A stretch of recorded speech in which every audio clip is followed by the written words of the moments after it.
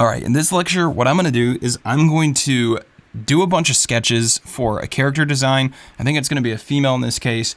And once I have all those sketches, and the point of the sketches is that I'm going to try out a lot of different things. So when you do your sketches, it's basically like doing concept designs for it and just kind of trying to figure out shapes and stuff like that and trying out different things, different hairstyles, different poses, and just looking for that character. Once you find one, you can go ahead and run with it and draw out the whole body. You can then do a drawing on top of that and further detail it out. So that's basically what I'm going to be doing in this lecture. I'm going to time lapse it because it's not something that you necessarily need to see me do in real time. And I'm basically going to be doing what I already taught you, how to draw the head, how to draw the body. I'm going to be doing that type of stuff.